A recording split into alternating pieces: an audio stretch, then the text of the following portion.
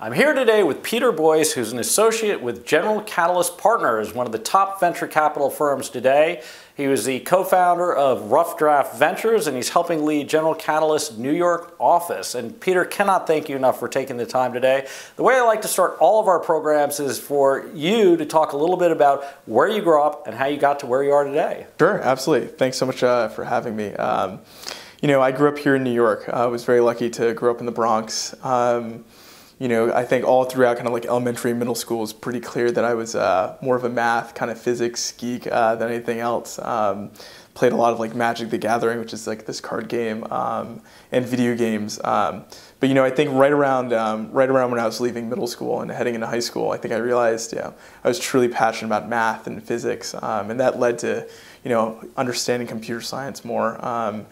But yeah, it was growing up here in New York was fantastic, and having the chance to go to a high school like Stuyvesant was perfect environment for me to really kind of like study math and physics at a level that was really exciting and engaging.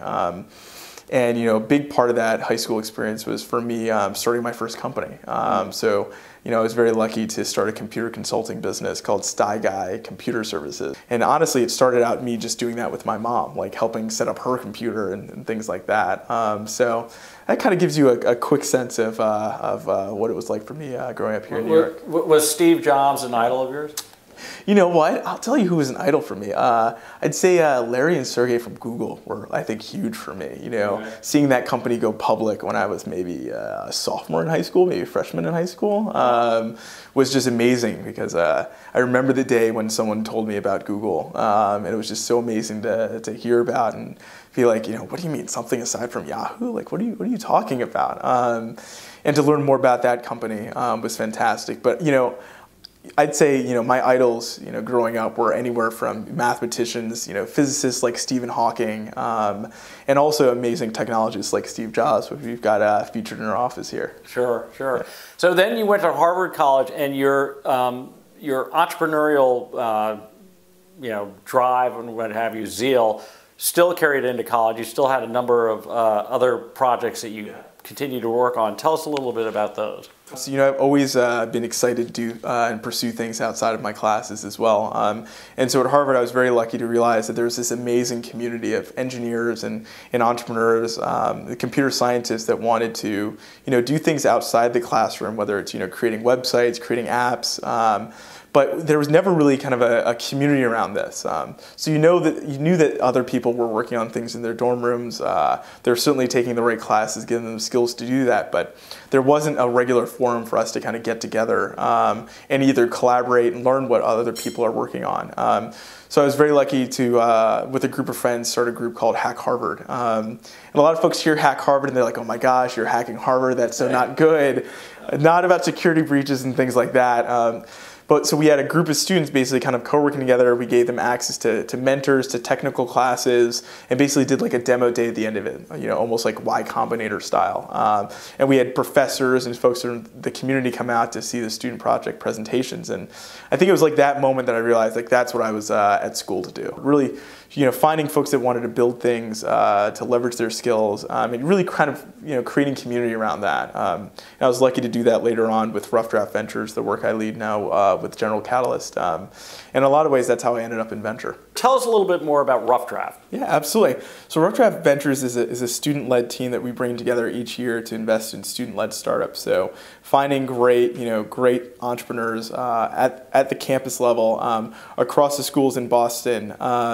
Basically finding ways to empower them to create startups. And this is something that I faced in my time at Harvard and saw a number of friends kind of face the challenge of there's the $500 business plan competitions that you can enter into and win. Then there's the raise $1 million and drop out of school. But there's really kind of like nothing in between. And there's really kind of like no network of students that were able to empower other students to pursue creating startups. And so that's really kind of like what we created with Rough Draft Ventures. We have a team of students that basically help identify and empower entrepreneurs at the university level. It's something that we're insanely excited to do.